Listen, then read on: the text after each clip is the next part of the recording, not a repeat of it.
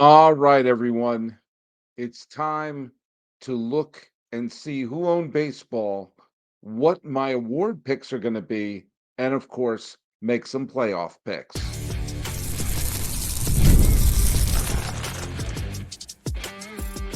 You are Locked On MLB, your daily MLB podcast, part of the Locked On Podcast Network, your team every day.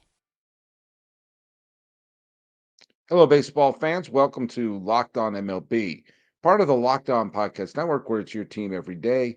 This is the daily podcast. We talk about all of Major League Baseball. I am your host, Paul Francis Sullivan. Please call me Sully.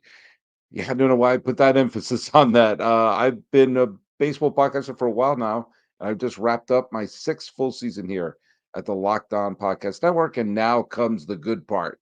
Now comes the fun part. Now comes dessert. It's playoff time. Hey, today's episode is brought to you by our friends over at PrizePicks. Download the app today and use the code Locked On MLB to win $50 instantly when you play your first $5 a lineup. That's Prize Picks. You know Prize Picks. They're Prize Picks. Trust me, Prize Picks. Follow us at Locked On MLB Pods on Twitter or whatever it's called now. And on Instagram, I'm your pal Sully. I'm at Sully Baseball on Twitter, Sully Baseball Podcast on Instagram. Yeah. So the regular season ended uh kind of on Sunday, but really on Monday with the last two regular season games were played in one big fell swoop in Atlanta, where the hopes and wishes and dreams of the Arizona Diamondbacks just were absolutely clotheslined. And before we go into the playoffs, which are going to start later this afternoon, I'm trying to post this before the playoffs begin. I want to take a look at my own stats that I do throughout the year, compare them to my picks for the regular season awards, and then make my official playoff predictions. For those of you who don't follow my blog, I've had my blog going on since 2006. I guess that's when I first started. And in '06, I began Sully Baseball, and I still keep it alive where I have the two stats, the Sully metrics, if you will, that I do for the regular season. One is called WOB, Who Owned Baseball. And for those of you who don't know what that is, that's the stat that I basically created. At the end of each day, I pick the American League and National League hitter and pitcher who had the best day for a team that won. They get one wob. And I also pick the same, the best American League and National League hitter and pitcher on a losing team, and they get half a wob. And I tally that for the entire year. I started doing that in 2013. I've now done it 11 times. And it was originally kind of just a little parody of war. To this day, I don't understand how war is calculated. That doesn't mean I think it's invalid. It just means I don't know how it's calculated. And so, therefore, it's very difficult for me to refer to a stat when I don't know how it goes up or how it goes down. So I decided to do my own thing, WOB. And I discovered that over the years, I made a couple of tweaks here and there how I did it.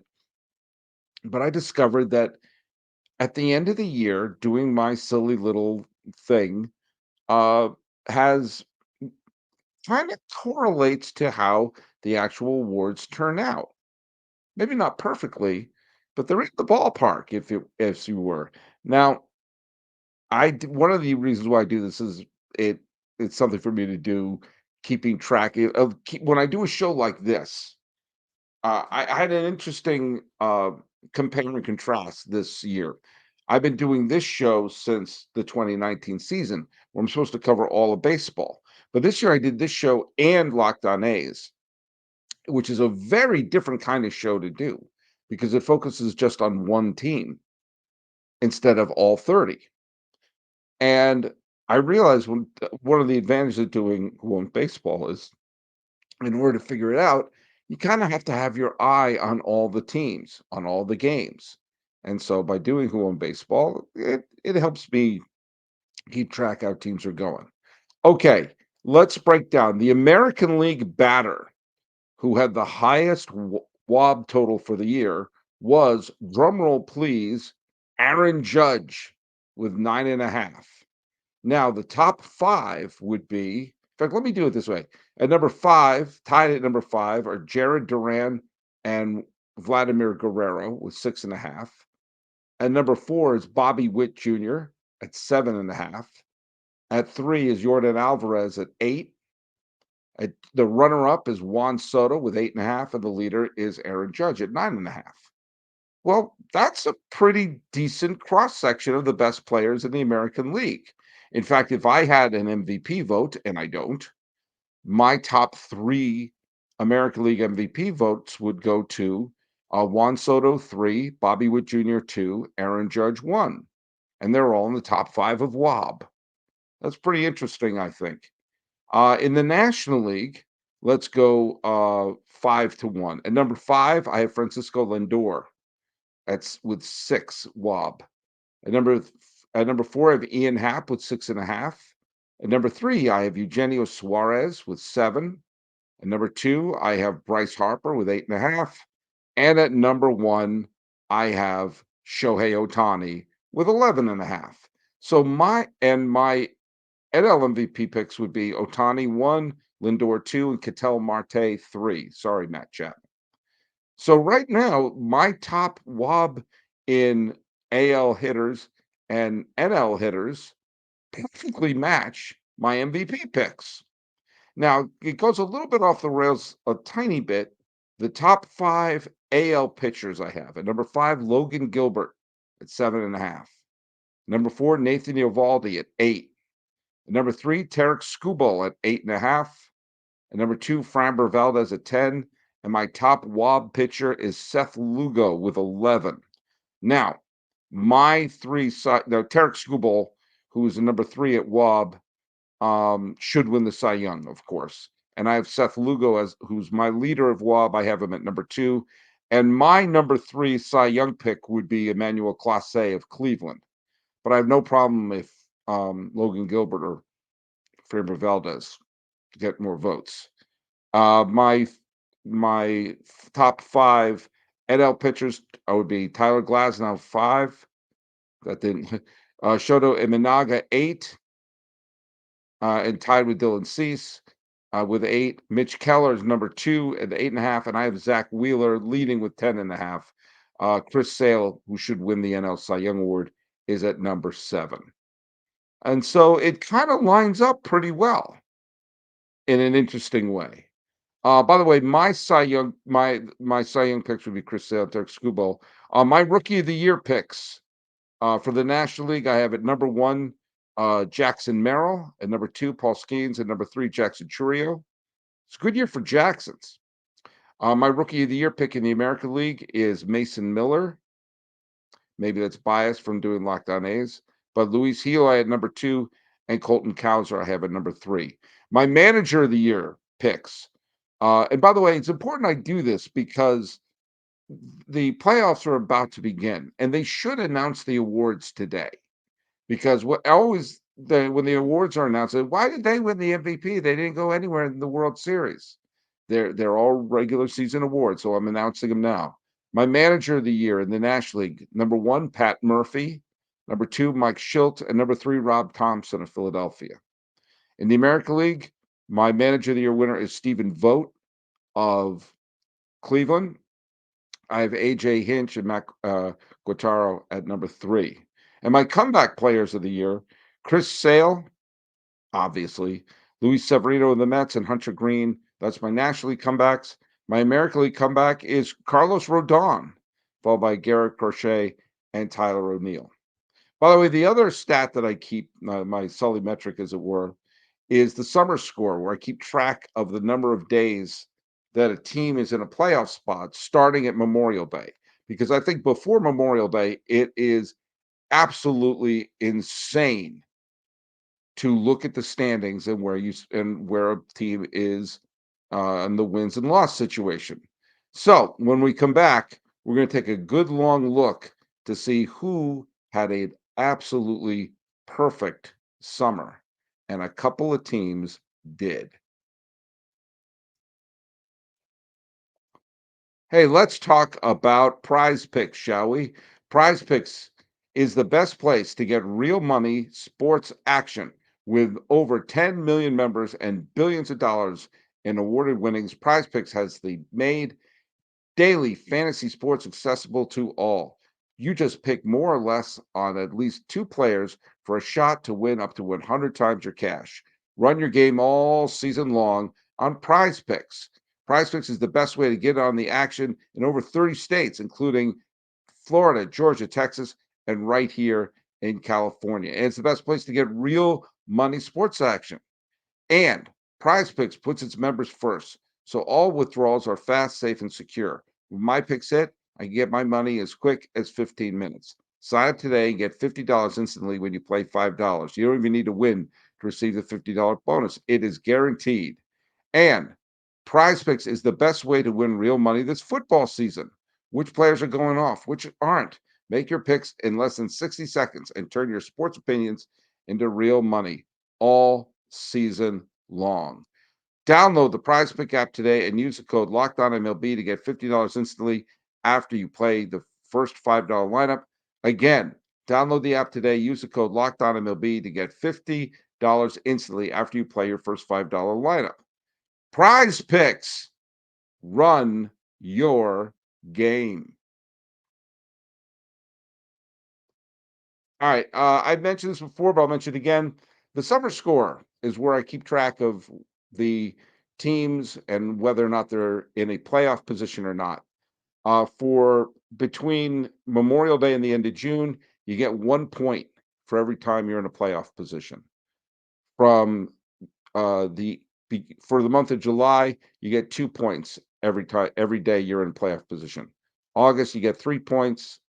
September, you get 4 points for every day you're in a playoff spot. And if you're only one game out, I give you a bonus point because that means those fans get to have something to root for.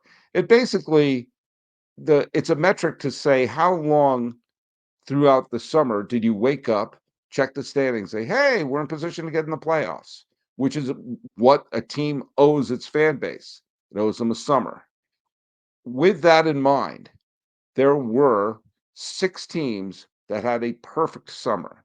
And by a perfect summer, I mean every single day from Memorial Day to the end of the year, these fans could pick up the newspaper, go online, check the standings, and see my team is a playoff team.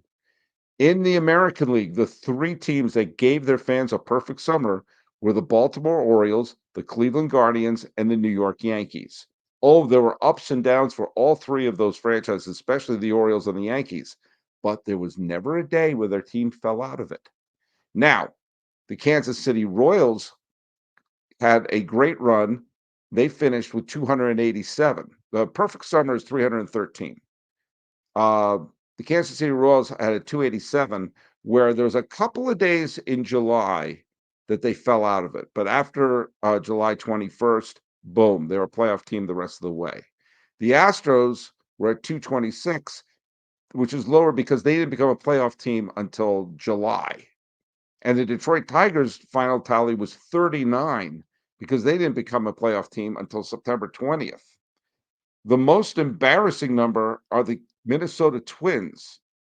They had a higher summer score than the Astros and the Dodgers. They were giving their fan base a perfect summer until September 22nd, and then they fell out. And now they missed the playoffs altogether. By the way, the Mariners were having a perfect summer until late July, and then they floundered and then finished the season 1 game out. By the way, the Red Sox had a summer score of 38 because in late June and through most of July, they were a wild card team. In the National League, 3 fan bases got a perfect summer. The Dodgers, for all the injuries and for all the ups and downs, had a 313 score, as did the Brewers and as did the Philadelphia Phillies. The Padres were close. They finished with a 286. But that's because there was a little bit in June and a little bit of July where they fell out of the wild card, but then they came back storming. The Braves were giving their fans a perfect summer until early August, and then it was just every other day. They're in, they're out, they're in, they're out, they're in, they're out, until this afternoon or yesterday afternoon when the Braves finally clinched a spot. The D-backs were out of it until June and then climbed back into it until the final day of the season when they fell out. The Mets jumped into had a 157 final. They didn't become a playoff team until July. Then they fell out of it, except for a day here or there in August, until September. And then we all saw what happened. By the way, the National League was interesting because there were one, two, three, four, five, six teams in the month of June who, for a day here or a day there, were a wild card team. The St. Louis Cardinals, through June and through most of July, were a wild card team until they fell out. The Giants were a wild card team until mid-June. The Cubs were a wild card team in early June. The Reds gave their fans 3 days, then they fell out. And the Washington Nationals bounced around a few days in June. And the Pittsburgh Pirates, for one day, were a wild card team. But yes, if you're a fan of the Orioles, Guardians, Yankees, Dodgers, Brewers, and Phillies, in essence, you have nothing to complain about because your team never fell out of it. Well, when we come back, we're going to talk a little bit about no longer the regular season. We are going to be talking a little bit about the postseason. And with that, I'm going to be making my inevitably terrible picks. All right, it's time to talk to our friends over at FanDuel. Hey, NFL fans, you can start your season with a big return on FanDuel, America's #1 sports book. When you get a hunch in the middle of a game, you can check out the latest stats, view live play-by-play, and so much more on the same page where you place your bets. You'll get started with $200 in bonus bets guaranteed when you place your first $5 bet. That's in FanDuel.com. And after FanDuel, let me tell you, it's time to hear from our good friends over at Gametime. You know all about Gametime. That's the best place to get your tickets. And I am going to be all over Gametime because I want to go see if I can get Dodger playoff tickets, provided they get out of the division series. Gametime has a new feature called Gametime Picks that makes getting tickets for your favorite live event even easier. Gametime Picks filters out the fluff to show you only incredible deals on great seats so you don't have to waste time searching through thousands of tickets. And you get great seat views and a panoramic view from your seat in the app before you buy, and the lowest price guarantee, or Gametime will credit you 110% of the difference. Take the guesswork out of buying tickets with Gametime. Download the Gametime app, create an account, and use the code LOCKEDONMLB for $20 off your first purchase. Terms apply. Again, create an account and redeem the code LOCKEDONMLB for $20 off. Download Gametime today. What time is it? I'll tell you what time it is. It's game time. At the beginning of the year, I picked the Philadelphia Phillies to win the World Series over the Baltimore Orioles. And friends, that could still happen. The Phillies are the #2 seed in the National League, and the Orioles are hosting wild card games starting tomorrow, or starting, I guess, this afternoon, as the Orioles are going to play the KC Royals. All right, let me make my predictions. The Royals and the Orioles are facing off, and for whatever reason, the Orioles look a little bit out of sync. If you had asked me this at other points of the year, I would have absolutely have handed this series to Baltimore. And Kansas City has its ups and downs. They went on a couple of massive losing streaks, but I like their pitching staff, and I like the fact they've got Lugo and they've got Reagans and several other pitchers. Oh, Baltimore still is good, and they can still win this series. I just don't think they're going to. I'm going to pick Kansas City in 2. Now, the Detroit Tigers are playing the Houston Astros. AJ Hinch is coming back home. This is a strange series because in some ways, I think the Astros remain the team to beat. They have terrific pitching and they're peaking at the right time. But peaking at the right time is the name of the game of the Detroit Tigers, who have stormed into this playoff run. In the end, I'm going to lean a little bit to the experience of the Houston Astros and the fact that this championship caliber team, who was a bit of a mess for a giant part of this year, remember they were a sub 500 team for a big chunk of the first half and fell behind 10 games of Seattle, but they look really good and their pitching is very deep. I think it's going to be a good series, but I'm picking Houston in 3. In the National League Wild Card Series, the Mets are going to be playing the Brewers. The Mets got in by the skin of their teeth, and the Brewers have been like the tortoise versus the hare, slow and steady, did indeed win the race. They have Severino going up against Freddie Peralta today. It's going to be a good series. Milwaukee seems to have New York's number, but New York is playing very well recently. I'm going to pick the Mets over the Brewers. Atlanta got terrible news that Chris Sale is going to be scratched from the first start against the San Diego Padres. This is the one series which I think is a tremendous mismatch. I think the Padres could go on and potentially win the pennant. And as it stands, I think they're much better than the Braves. I think they're going to win in 2. Let's move on to the division series. The Yankees versus the Royals. It's a throwback to the 70s. Someone call up Chris Chambliss. Now, the Royals are a great story. The Royals were a 100-loss team last year, and Salvi Perez and company, led by Bobby Witt Jr., are going to take on the Yankees. The Yankees were a weird team. The first third, they were wonderful. For the second third, they were grotesque. And the nanosecond they took Clay Holmes out of the closer role, things have seemed to click with this team. I like Kansas City a lot, and they could potentially beat the Yankees, but I don't think they're going to. I think the Yankees are going to win this in 5. The potentially best series in the American League, I think, would be Cleveland versus Houston. This is an absolute barn burner, except one thing. Once Cleveland gets the lead, they're not going to give it up. I think Cleveland is going to have the bullpen advantage over virtually every team in baseball. And I think Cleveland moves on to the ALCS to face the Yankees. In the National League, the Mets are going to play the Phillies. Look away, Mets fans. This is the Phillies team, and I think the Phillies will sweep the Mets. The Dodgers are going to play the San Diego Padres, and this is going to be an absolute barn burner. Superstars on both teams. A lot of bad blood between the two Southern California teams.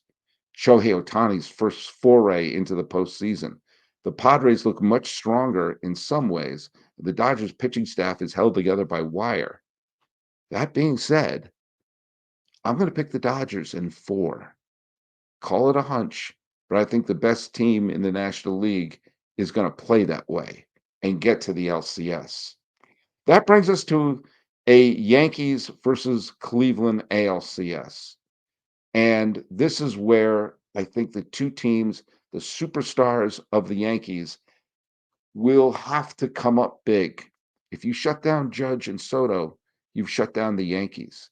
And if you don't score on Cleveland's bullpen, you're not going to win. Yeah, I'm picking Cleveland to go to the World Series.